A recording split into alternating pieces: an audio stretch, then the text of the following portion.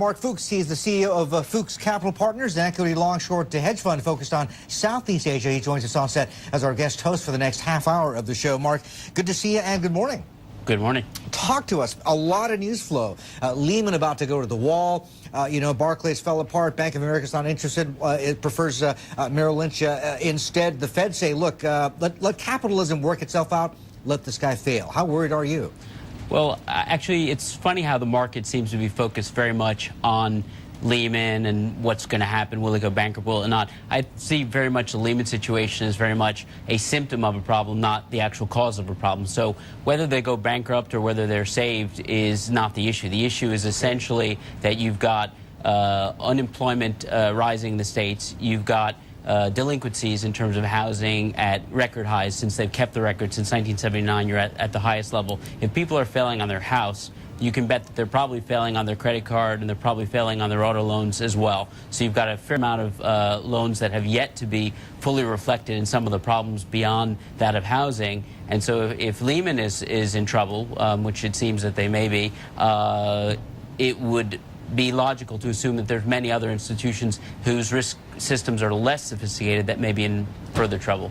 I mean, how long is this going to take before it sorts itself out of the market if what you're saying is that essentially, even if we get resolution on Lehman, whatever it is, that fundamentally nothing has changed, and in fact, fundamentally, maybe even things are getting worse? Yeah, I mean, typically these issues take years, not quarters, to resolve. So I think it was wildly optimistic of the market when we saw the bailout of Fannie and Freddie to have done what it did, especially in Asia, let alone in the States. And you've got relatively ambitious valuations right now in the States. It's roughly on about 15 times. Most people are looking for 1.5% growth in the States. I've seen downgrades now to 0 to 0.5%. So I think that that's probably maybe reflective of further downside to global markets, let alone in the U.S. What about out here in this part of the world, specifically Southeast Asia?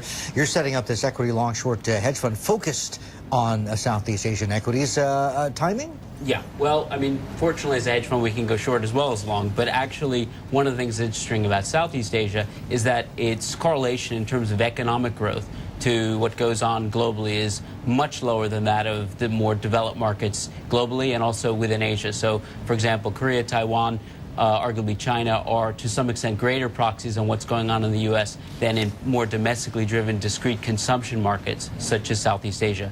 That said, it's been sold down just as much as some of the North Asian markets. That's right. The distinction between correlations on economic growth and market correlations are very different in the short term. And the problem for Asia, and this isn't just Southeast Asia, is that when people are taking risk off the table, they tend to take it out of emerging markets far quicker than they do in developed markets, rightly or wrongly. Yeah. The epicenter thus far is in the States, yet arguably that market's only down about 12 to 13%.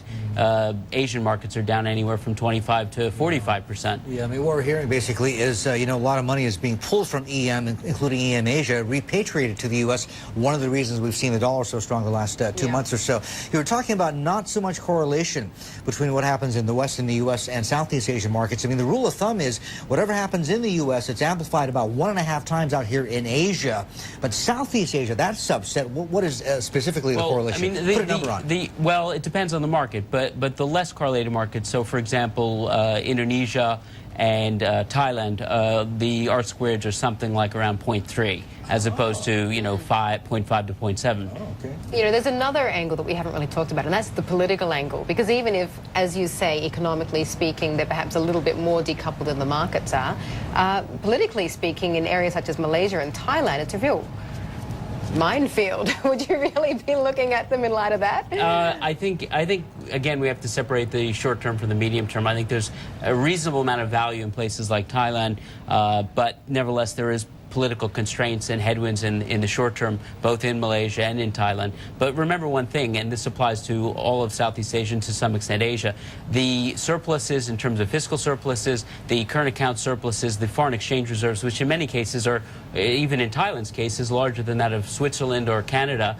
allows a huge policy response in the form of lower rates, in the form of even lower taxes. So I think in the short term, it's absolutely correct to assume that markets will remain under pressure. In the medium term, I think that the fundamentals will assert themselves. Okay, we'll be back with you in just a second. Mark Fuchs, CEO of Fuchs Capital Partners. Joining us there in Singapore, just ahead, oil falls below the crucial $100 a barrel mark. We're going to ask Commodity Warrant Australia if the commodity super cycle is over. That is next.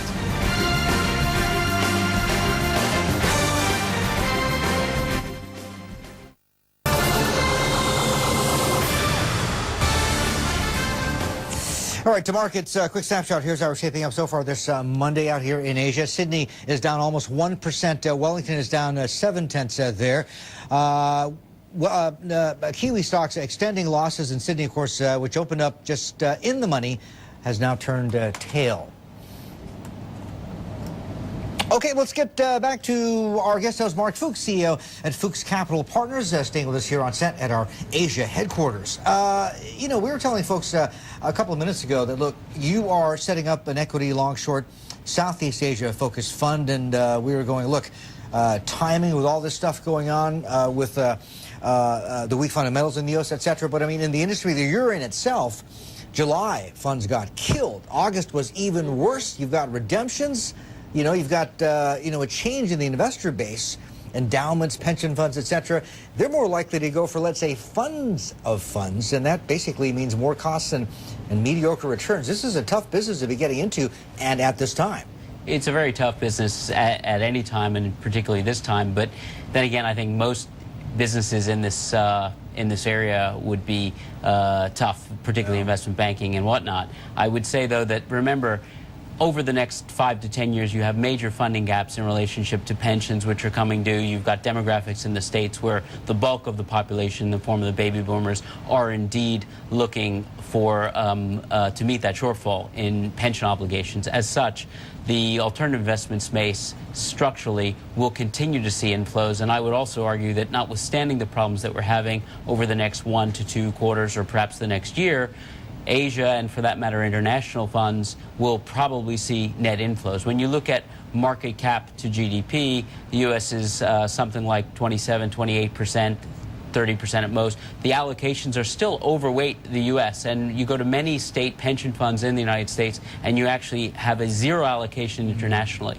And I think that that will present problems medium term to meeting that gap. So alternative investments provide not only enhanced returns, but more importantly, idiosyncratic exposure, non-correlated returns. And at least in our fund in Southeast Asia, we are looking at much lower correlations in terms of the developed markets to what we see in Southeast Asia, which are more domestically driven consumption stories. It just seems so hard to make a buck, though, these days. I mean, almost every single asset class is moving to the downside.